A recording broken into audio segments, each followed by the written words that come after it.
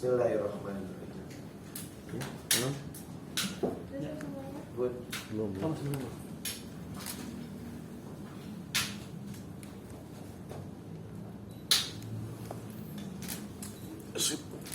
Suasana.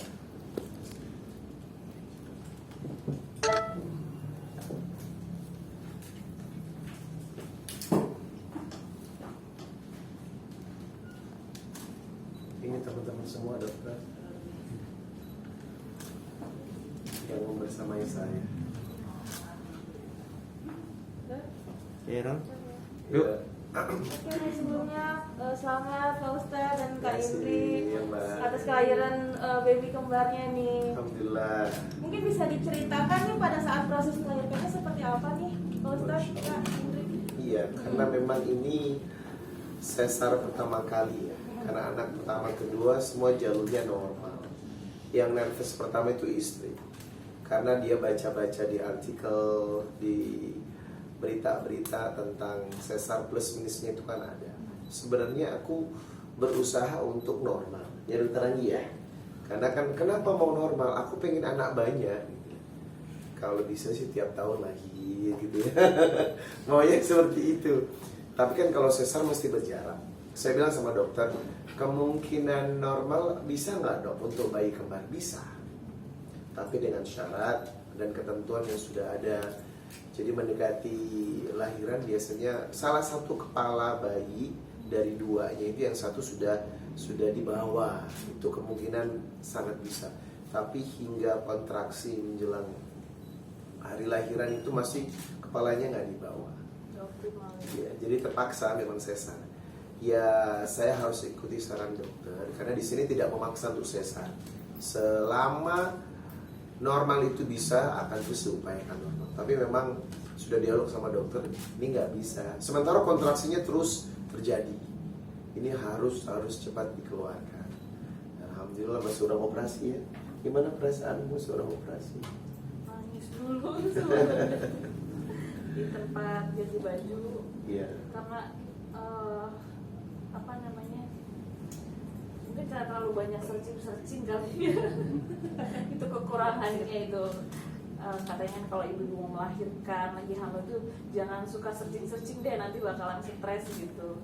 Ternyata iya benar juga gitu, karena nanti apa namanya akan berpengaruh sama kita yang menghadapi operasi gitu. Tapi menurut aku sih ya wajar aja ya, karena itu pengalaman baru. Biasanya lahiran normal, terus lahiran sesar yang perut harus dibelah 7 gitu kan.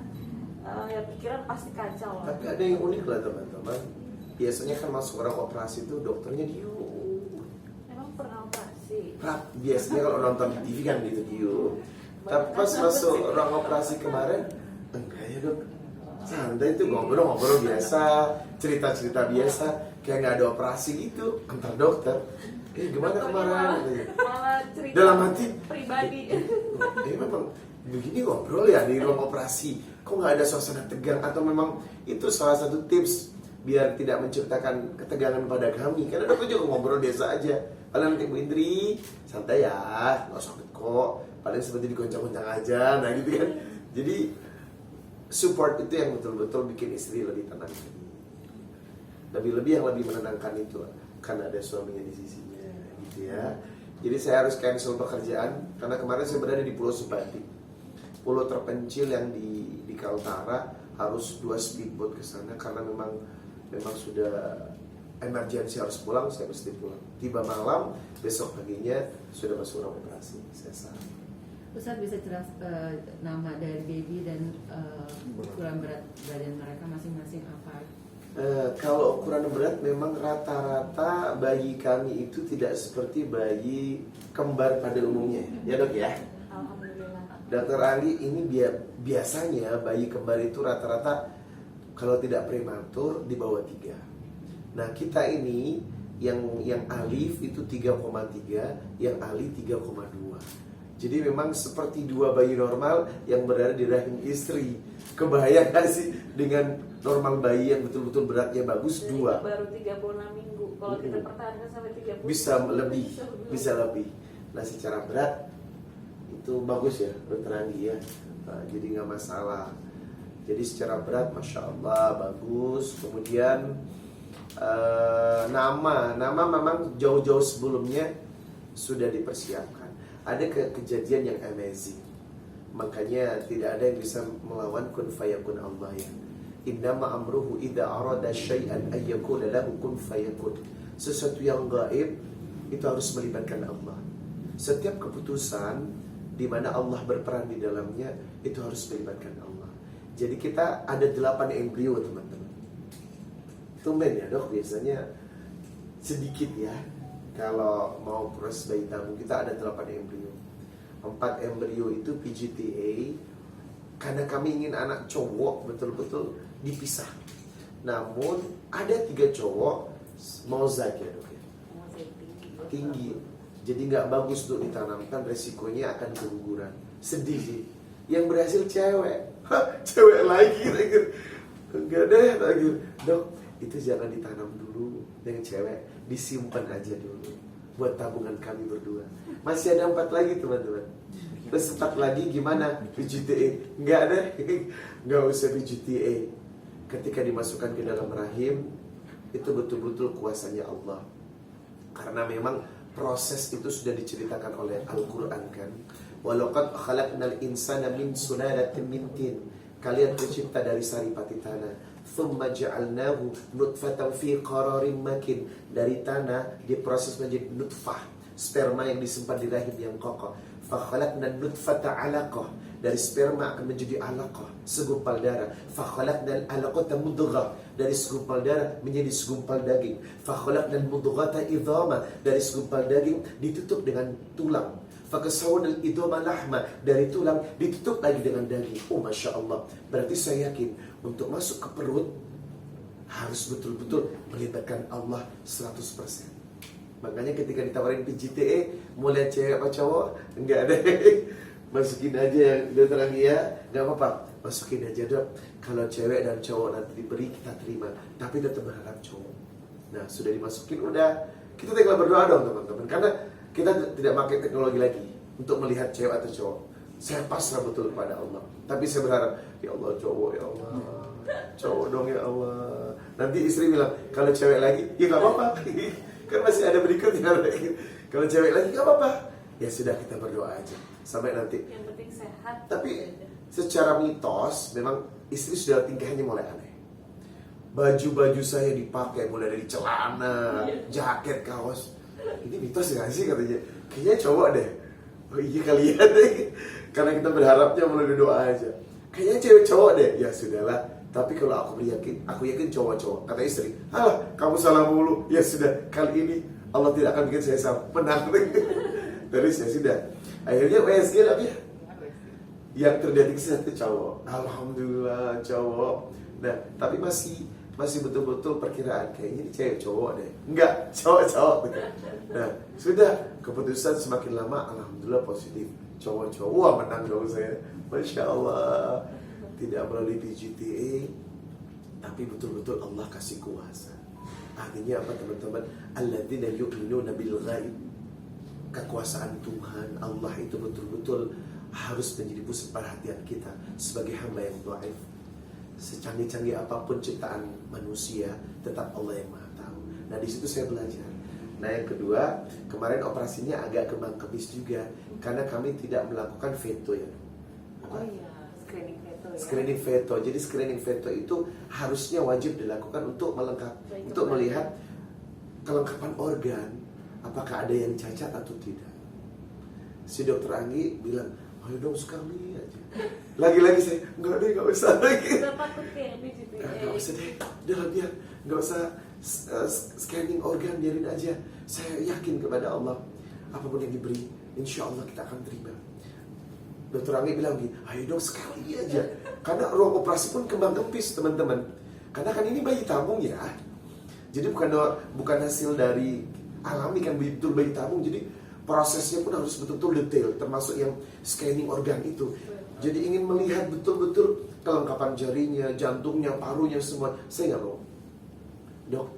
Dokter sudah bekerja keras. Teknologi manusia yang sudah saya pakai, sudah saya nikmati. Sekarang biarkan saya menikmati bagaimana Allah memutuskan terakhirnya. Nah begitu pas operasi ya semua kembang kempis sih para dokter itu. Aduh ini gak pakai scanning untuk organ gimana ya. Bismillah. Alhamdulillah teman-teman, Masya Allah, lagi-lagi kun fayakunnya Allah bekerja. Tapi pas baru lahir aku nanya dong sama Nanya sama saya, nanya sama coba dong liatin, apanya dilihat katanya, lengkap nggak? Apanya? jari-jarinya, Jari-jari, oh iya, iya. gitu semua. Alhamdulillah saya lengkap. Jadi alhamdulillah teman-teman, di ruang operasi itu banyak suka duka yang kita terima, karena memang ini proses bayi tabung yang luar biasa ya.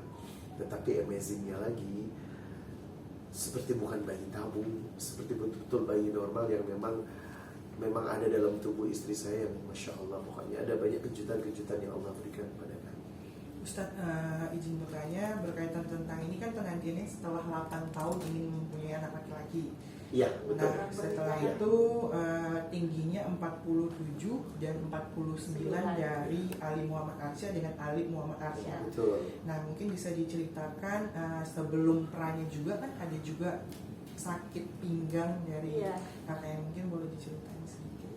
Iya, jadi memang dokter udah pernah bilang nih dok ya, kalau bayi kembar itu bisa lahir lebih awal ya, di minggu keberapa dok? 33 ya Kebanyakan iya bisa, karena ada yang 33, 34. Apalagi kalau ada komplikasi yang lebih awal kan bisa lebih awal ya. Iya, jadi itu yang jadi bahan pikiran juga buat aku gitu. Harus ada persiapan nih kalau misalnya di 36 minggu sakit pinggang atau gimana segala macam gitu kan. Tapi emang dari awal semenjak pendarahan itu emang aku udah ngurangin aktivitas banget. Cuma memang karena setelah ketahuan udah 3 kilo itu ya dok ya, USG terakhir 3 kilo itu aku udah deg-degan, aduh 3 kilo ya, nanti kalau dipertahankan sampai 37 minggu ini berapa lagi beratnya gitu kan. Dan itu kan aku kan kecil badannya, terus ngebawa bobot segede itu mampu nggak ya gitu. Ternyata memang pas mau mendekati 36 minggu itu keluhan udah mulai banyak tuh, sakit pinggang lah, terus gak bisa tidur, sesak nafas segala macem. Tadinya mau berusaha buat dipertahanin dulu sampai HPL gitu, tanggal 27 Januari, tapi ternyata keluhannya nggak bisa ditahan gitu. Akhirnya dokter bilang, UGD aja deh. Ternyata pas UGD itu tadinya cuma mau kontrol, ternyata ditahan sama dokter Anggi. Aduh nggak bisa Bu ini. Karena kontraksinya udah, diagramnya saya lihat ini Ustadz, karena jadi kami betul-betul menahan Ibu Indri bukan karena apa. Jadi khawatir ada kepentingan yang nanti kepentingan rumah sakit yang berkaitan dengan kepentingan kami memaksa pasien, tidak. Jadi betul-betul detail dikasih tahu kurva dari kontraksinya itu terlalu sering. Dan kalau sudah seperti ini, kasusnya harus cepat dilakukan karena takut ada apa-apa. Ternyata memang benar, setelah dioperasi ada ketuban yang agak keruh, kurang bagus, agak keruh, makanya cepat diambil tindakan operasi. Kita tadi namanya dan arti nama yang diberikan tuh siapa aja belum dijawab. Ya, beliau ini yang mencari namanya sebenarnya. Karena sudah keputusannya cowok-cowok, pertama Ali dan Alia deh. Iya kan? Iya. Ini cowok, terus udah ini cowok-cowok ganti lagi Ali dan Alif. Tadinya Ali dan Akbar, tapi Iya. kayaknya nggak cocok deh gitu, biar ada kesamaan sedikit Inspirasi lah. pertama adalah tokoh dari Ali bin sepupu Abi Thalib. Rasulullah dan menantu Rasulullah, Ali bin Abi Thalib karramallahu wajhah. Jadi beliau adalah sosok laki-laki yang setia kepada istri, penyabar, cerdas di luar biasa, taat dan berakhlak. Nah, inspirasi itulah yang diambil sama istri. Semoga menjadi anak laki-laki yang betul-betul taat, baik, berakhlak dan sayang kepada orang tuanya. Dan nama Nabi Muhammad harus ada masuk juga di situ. Betul, jadi memang Rasulullah menyampaikan setiap ada anak laki, maka usahakan ada Muhammad di dalamnya sebagai penggambaran akhlak yang baik. Kalau arsyah itu yang tinggi, artinya arsynya Allah tinggi, berarti diharapkan menjadi anak yang berbudi pekerti tinggi, berakhlak tinggi, taat tinggi, baiknya tinggi. Nah, itu harapan kami karena itu adalah doa. Tapi aku ACC dulu sama suami, aku pengen namanya ini gimana Bi? Ya bagus. Bagus, aku suka. Nah, ini ceritanya Mbak. Jadi nama itu memang sudah dipersiapkan jauh hari sebelumnya. Alhamdulillah akhirnya terwujud, nama itu dipakai dan diambil keputusan bersama. 8 tahun tadi dok, yang setelah penantian akhirnya seperti apa? Wow, Masya Allah. Memang anak laki ini harapan saya. Artinya apa? Anak perempuan kan mesti dibawa suaminya kan. Sedangkan laki-laki itu hak ibunya. Bagaimanapun anak laki-laki akan bertanggung jawab kepada ibunya. Itulah istimewanya perempuan. Istimewa perempuan ketika menikah ditanggung oleh suaminya. Belum menikah ditanggung sama bapaknya, ya kan?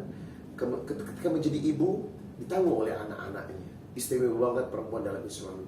Makanya saya butuh anak laki karena apa? Butuh klan, fam dari saya yang akan betul-betul menjaga ibunya. Karena saya sama ibu saya luar biasa. Saya betul-betul menjaga ibu saya. Dan saya ingin ada anak laki yang betul-betul bisa menjaga dia, melindungi dia, betul-betul maksimal memperlakukan dia seperti bidadari tak bersayap atau ratu tak bermahkota. Itu harapan saya. Makanya punya anak laki bukan tidak bersyukur. Ada sebagian informasi gak bersyukur sudah punya banyak anak, sudah ada 2 anak masih aja pengen punya anak laki atau milih-milih. Bukan. Tapi salah satu faktornya adalah saya ingin anak laki agar bisa menjaga ibunya. Dari keturunan saya dengan maksimal memuliakan ibunya. Itu yang 8 tahun penantian yang betul-betul menjadi harapan kami. Jujur memang anak pertama dulu pengen cowok. Sampai ada peristiwa sudah melahiran dok, saya panggil Yusuf, keluar dok Yusuf. Ini sudah disuntik. Padahal USG itu selalu Oh, perempuan. dokter ayo bilang. dong Yusuf.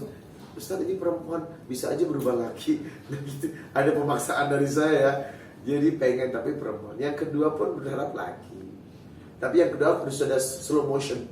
Dah jangan terlalu ngebedeh nanti perempuan lagi. Ternyata benar perempuan lagi. Berarti punya anak perempuan jadi dibedakan. Enggak. Kasih sayangnya tetap sama. Sama. Cuma harapannya ada anak laki-laki lah gitu. Nah itu yang membuat betul-betul amazing. Artinya apa? Ketika kita mengharapkan anak laki yang tidak melalui teknologi PGTA, betul-betul pasrah kepada Allah, ya Rabb, anak laki ya Rabb, kasih ya Rabb. Betul-betul laki kembar dua-duanya. Dan itu anugerah dari Allah yang Allah ingin menunjukkan inilah kuasaku yang menandakan kepada engkau, aku itu kuat dalam mengabulkan sebuah doa dan permintaan. Makanya buat teman-teman pejuang garis 2, Masya Allah, Masya Allah, Masya Allah, tidak akan ada doa yang tidak dikabulkan. Teruslah berusaha dan lain sebagainya. Dan yang paling istimewa ini Dr. Andi. Saya baru menemukan dokter kayak dia nih, hospitality banget, sabar menghadapi kami yang awam tentang bayi tabung. Betul-betul detail, pelan tapi pas. Jadi itu yang bikin kami sampai sekarang, karena kami masih ada stok 3 embrio lagi, insya Allah lah Lihat anak lucu-lucu kayak gitu. masih akan lanjutkan perjuangan ya dok Tapi ya. nanti dulu ya dok ya. Jangan dulu kan ya dok. Ustaz, Ya. sedikit penantian 8 tahun itu kenapa jaraknya terlalu jauh gitu dengan anak yang 1 dan kedua? Sebenarnya- Yang kedua, kenapa mengambil tindakan bayi tabung gitu? Oke. Sebenarnya jaraknya bagus ya, karena dari anak pertama ke anak kedua 2 tahun setengah. 4 tahun lah total ya. Nah, anak yang kedua dan yang sekarang ini juga 4 tahun. Jadi jaraknya sudah antara 4 tahun 4 tahun. Dilihatnya memang itu bagus ya dok. Jarak 4 tahun 4 tahun 4 tahun. Secara medis, secara jejak medis itu bagus. Jadi memang sebenarnya Mbak aku nggak mau 2 tahun 3 tahun. Tiap tahun tanya sama istri, tiap tahun hamil dong katanya. Tapi usaha kita nggak dikabulkan, pokoknya tiap tahun. Jadi mesti berjarak. Dan uniknya lagi jaraknya mesti 4 tahun begitu. Nah itu yang Sama yang aturnya. Nah. Padahal nggak KB itu. enggak. Jadi memang 4 tahun, 4 tahun, 4 tahun. Oh bagus gitu kan. Nah, yang kedua tadi kenapa harus bayi tabung gitu ya. Jadi memang bukan kami tidak yakin kalau akan diberikan anak laki, tetapi antum a'lamu dunyakum. Dalam satu hadis dijelaskan engkau tahu tentang dunia. Maka selama manusia memang tahu tentang dunia, gunakan ilmunya untuk menciptakan kehidupan dan untuk menciptakan kebaikan. Bayi tabung itu secara fatwa dunia boleh, asalkan dari sel telur dan sperma yang resmi dari hasil pernikahan. Nah itu. Nah, bayi tabung juga merupakan salah satu ikhtiar teman-teman yang tidak dilarang. Karena apa? Nabi sudah berkata, antum a'lamu dunyakum. Engkau lebih tahu tentang urusan dunia. Nah, selama teknologi itu bisa berkembang dan baik untuk manusia dan bisa membantu manusia yang ketika kesulitan itu maka boleh digunakan. Nah, kami memang tidak bermasalah ya dok ya. Secara keturunan istri tidak bermasalah, saya tidak bermasalah. Artinya normal, mau punya anak kapan saja dia. Cuman kami sedang berusaha. Usia saya dengan dia terpaut lampau jauh, 15 tahun kan. Jadi kalau kami tunda untuk nanti kasih anak perempuan lagi, terus ada lakinya usia saya 50, kasihan banget ya lagi. Makanya saya berpikir, sudahlah kita ambil jalan bayi tabung dengan pertimbangan usia dan lain sebagainya. Memang segala sesuatunya Allah yang mengatur. Tapi tetap kita harus yakin kepada dua takdir. Takdir mu'allaq dan takdir mubram. Dalam Islam itu mu'allaq apa? Takdir yang hasilnya engkau yang menentukan. Dari kaya menjadi miskin, itu bukan hak Tuhan. Innallaha la yughayyiru ma biqaumin hatta yughayyiru ma bi anfusihim. Kalau Anda tidak bekerja dan tidak mengubah nasib Anda sendiri, Anda akan tetap seperti ini. Itu mu'allaq. Pernikahan itu bukan takdir Tuhan kalau akhirnya Anda bercerai. Tetapi diri Anda yang tidak bisa menjaga eksistensi, bagaimana merawat pernikahan. Tetapi kematian itu mubrom, hak Allah yang tidak boleh tercampuri oleh apapun. Nah, pertimbangan-pertimbangan dari segi agama, kemudian hadis kami masukkan, hingga kami berani mengambil keputusan untuk bayi tabung. Karena yang masa itulah pertimbangan dari semua sudut pandang kami sudah cocokkan dan tidak ada pertentangan. Bismillah, bayi tabung. Respon kakaknya gimana Pak Ustaz? Respon kakaknya melihat bayi kembali? Respon kakaknya saya suka banget karena memang jaraknya cukup ya dok untuk menjadi kakak ya. Artinya kalau terlalu dekat mungkin rewel. Jadi senang ngelihat adiknya dicium. Kadang tapi terlalu agresif juga kalau cium. Kadang jangan, itu bukan boneka gitu ya. Jadi kakaknya menerima, responnya menerima, sayang banget. Artinya posisi dia ngerti kalau engkau kakak, dia adik gitu. Ini adik aku loh, aku yang harus menyayangi lah. Jadi secara psikologis anak dua, Nabila dan Zulaika, sudah siap untuk menjadi kakak. Mungkin untuk persiapan persiapan baby cowok ini nih lebih itu nggak sih kak, lebih repot nggak sih ini waktu persiapan menyiapkan kayak perintilan barang-barangnya kayak gitu kan, berbeda dengan anak perempuan. Mungkin seperti apa sih kak? Iya. Kalau yang anak laki-laki ini emang lebih dominan aku sih. Lebih repot emang. Lebih repot. Belanjanya lebih repot, makanya aku uangnya bilang, lebih repot. Tadi kan saya bilang jangan terlalu terburu-buru lah kamu katanya. Tapi aku bilang daripada nanti mendekati, kan kita nggak tahu kan lahiran bayi kembar itu 4 kan. bulan ya? Iya, dari Pas 4 sudah bulan bulan itu jauh semua. searching karena kan bayi kembar itu kita harus persiapkan double semuanya, bajunya segala macemnya, Termasuk desain kamarnya. desain kamar gitu. Aku pengen ada nuansa baru aja. Kalau sebelumnya kan anak perempuan ya udah ada 2 anak perempuan nih, kalau anak laki-laki itu kayak gimana sih, pengen membangun suasananya dulu gitu. Ternyata seru ya gitu, dekor-dekor kamar sembari menunggu berjalannya waktu sampai persalinan gitu. Jadi ya itu sih seru. Dokter ini kan Ustadz kan menyimpan embrio di rumah sakit yang masih ada 3 gitu. Ada expired ataupun dari segi higienisnya itu sendiri seperti apa sih kalau bayi tabung masih yang disimpan itu prosesnya seperti apa dok? Jadi selama belum ada keputusan memang akan terus disimpan, itu bisa bertahun-tahun gitu. Di tempat kami di pusat, jadi sambil di sini kan juga Bu Indri baru melahirkan, tentu kan embrionya masih sedang dipikirkan, ada kemungkinan ditanam lagi ya Pak Ustadz.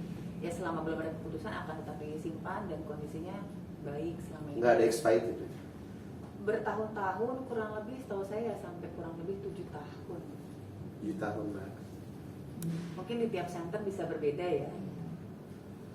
Nah mungkin Ustaz, ini kan 2 cewek, 2 cowok ya, betul ya, 2 pasang jadinya. Nah itu untuk perawatannya sendiri menggunakan babysitter kah atau seperti apa? Kalau aku dari anak pertama itu ngurusin sendiri ya. Anak pertama, kedua, mulai dari lahir itu mandiin semua sendiri gitu. Nah baru yang anak kembar ini yang memang aku minta tolong sama suami untuk ada yang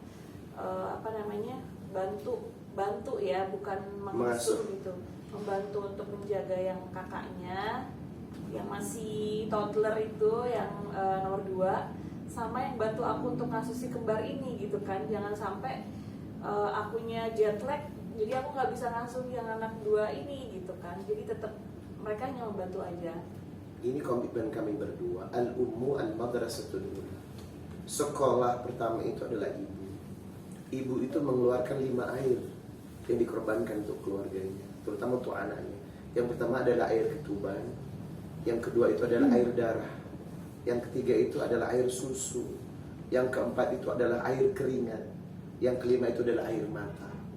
Jadi rasakan kelima air ini yang harus memang dinikmati oleh seorang wanita untuk menjadi seorang ibu.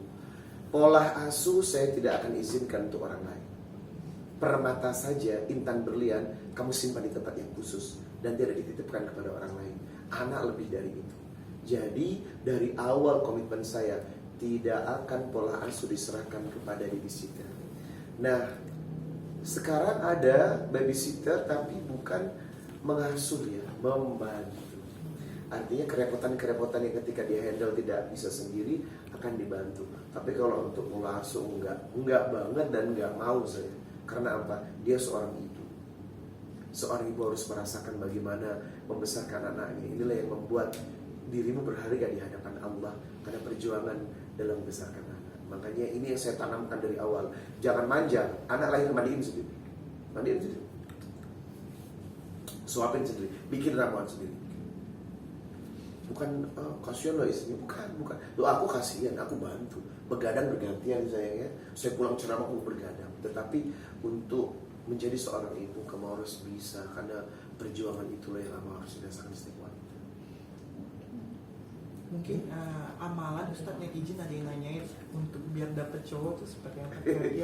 Iya, saya sudah kasih tahu ya, miracle. Ada banyak keajaiban yang betul-betul tidak bisa tersentuh oleh aspek logika. Maka Allah ini luar biasa teman-teman. Sebenarnya ada salah satu doa yang dikabarkan oleh Nabi Zakaria, yang dimana istrinya itu divonis mandul, artinya udah gak bisa. Hunalika da'a Zakaria rabbah, qala rabbi habli min ladunka dzurriyyatan thayyibah innaka sami'ud du'a. Nah doa itu kalau diamalkan itu work, bekerja. Karena kami pernah pendarahan itu. Oh iya. Baru embrio transfer ini keluar darah. Aduh, ya Terus Allah. setelah 2 weeks wait itu ya dok ya? Iya. Biasanya setelah 2 minggu itu penentuan teman-teman. Ini berhasil atau tidak, itu pendarahan. Aduh, dia udah stres di mobil. Udah gak jadi. Jangan bilang itu dong. Ini udah keluar basah semua, gimana?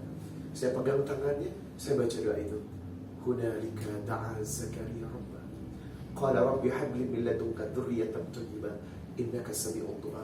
Saya tawassul bil amal ya Rabb. Aku pernah menyelamatkan 2 orang anak bayi dalam kehidupan yang aku biayai. Sekarang aku bertawassul dengan amalku, tolong selamatkan anakku juga nih ya Rabb. Ini perjuangan yang tidak mudah ya Allah, di luar kemampuan dan logika kami. Begitu dokter juga panik. Aduh, gimana Bu Idri? Karena memang itu siklusnya sudah 2 minggu, transfer embrio penentuannya di situ. Kita kemari cek USG, alhamdulillah detak jantungnya masih. Sekali lagi, memang keajaiban Allah itu luar biasa, kekuasaannya yang ingin tunjukkan kepada kita. Dari situ saya belajar kalau ternyata Anda boleh berikhtiar dengan segala macam teknologi dan kekuatan, tapi ingat ada kuasa Allah yang punya rencana yang lebih hebat dari segalanya lainnya. Itu saya tanamkan dengan istri. Dan satu lagi, tetap berbaik sangka kepada Allah. Itu akan membuat semua akan berjalan baik. Mungkin ada lagi yang mau nanya. Thank you dokter. Ustadz, terima kasih.